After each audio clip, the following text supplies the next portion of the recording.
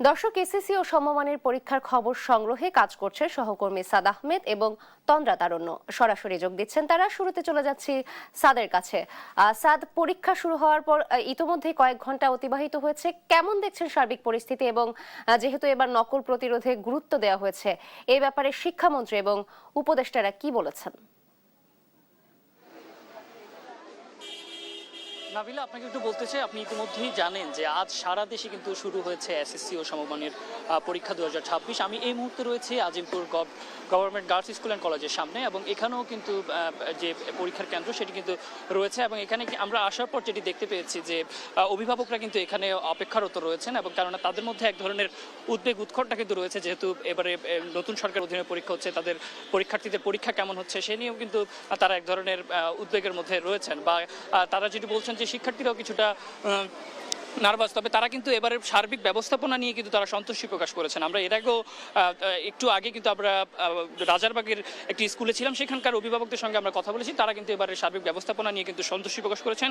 সেই সঙ্গে তাদের যেটি দাবি যে এবারে শিক্ষা ব্যবস্থায় যাতে শিক্ষার যে মান সেটি যেন উন্নত করা হয়, এবং শিক্ষার্থীরাও যাতে নির্বিঘ্নে পড়াশোনা করতে পারে, শিক্ষার পরিবেশ যাতে বজায় থাকে, সেটির উপর কিন্তু তারা জোর দিয়েছেন। এবং এবার কিন্তু সারা দেশে 18,54,344 জন শিক্ষার্থী কিন্তু এবারে এসএসসি ও সমমানের পরীক্ষায় অংশগ্রহণ করেছেন। এবং সকাল থেকেই কিন্তু আমরা বিভিন্ন স্কুল বা বিভিন্ন কেন্দ্রগুলোতে কিন্তু আমরা গিয়েছি, এবং সব জায়গায় কিন্তু আমরা সুষ্ঠু পরিবেশ বা সার্বিক পরিবেশ নিয়ে কিন্তু সন্তুষ্টি প্রকাশ করতে দেখেছি অভিভাবক এবং শিক্ষার্থীদের। এবং শিক্ষার্থীরা যেটি বলছেন যে প্রথম পরীক্ষা হিসেবে স্বাভাবিকভাবেই তারা কিছুটা নার্ভাস ফিল করছেন, তবে তাদের প্রিপারেশন কেমন সেটিও কিন্তু আমরা জানতে চাচ্ছি। তারা কিন্তু সন্তুষ্টি প্রকাশ করেছেন, এবং আর হয়তো 1 ঘন্টা পরেই কিন্তু পরীক্ষা, এবার যে বাংলা প্রথম পত্রের পরীক্ষা সেটি কিন্তু শেষ হবে।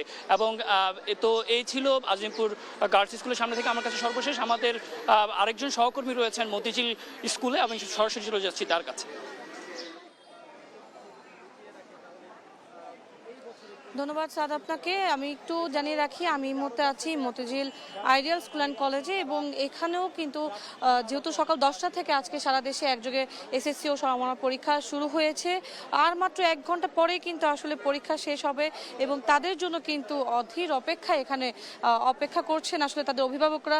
এবং তারা কিন্তু তাদের সাথে যখন কথা হচ্ছে তারা কিন্তু বলছিলেন যে তারা পরীক্ষার সার্বিক পরিবেশ নিয়ে তারা কিন্তু সন্তুষ্টি প্রকাশ করেছেন, এবং তারা জানাচ্ছিলেন যে এবার সরকার থেকে, শিক্ষা মন্ত্রণালয় থেকে যে ধরনের প্রস্তুতি নেওয়া হয়েছে এসএসসি পরীক্ষা নিয়ে, সেই ধরনের প্রস্তুতি যদি থাকে এবং নকল এড়ানোতে তারা যে ধরনের পরিস্থিতি গ্রহণ করেছে সেই পরিস্থিতি যেন বজায় থাকে একদম শেষ পরীক্ষা পর্যন্ত, এমনটা কিন্তু প্রত্যাশা করছেন অভিভাবকগণ। এবং যদি একটু পরীক্ষার কথা বলি, আজকে সকাল 10টা থেকে পরীক্ষা শুরু হয়েছে, এবং ঠিক সকাল 8টার নাগাদ আমরা দেখেছি 8টা থেকে 9:30 পর্যন্ত কিন্তু কেন্দ্রের ভিতরে পরীক্ষার্থীদেরকে প্রবেশ করানো হয়েছে।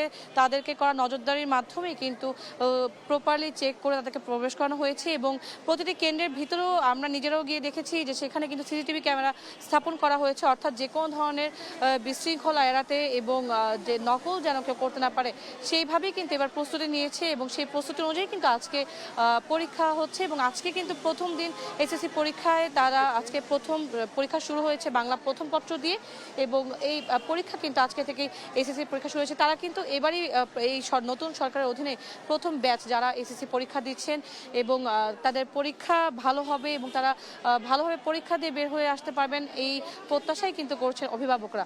এবং সেই আশাতেই তারা এখানে অপেক্ষা করছেন, যেহেতু পরীক্ষা শেষ হতে আর 1 ঘন্টার মতো বাকি, এই 1 ঘন্টার পরেই আসলে তারা বাইরে আসবেন, এবং পরবর্তীতে জানা যাবে যে আসলে তাদের প্রশ্ন কেমন হয়েছে, সেই উত্তরই হয়তো আমরা শিক্ষার্থীদের কাছ থেকে পাবো। নাবিলা, এই ছিল আমার কাছে Motijheel ideal school and college থেকে সর্বশেষ।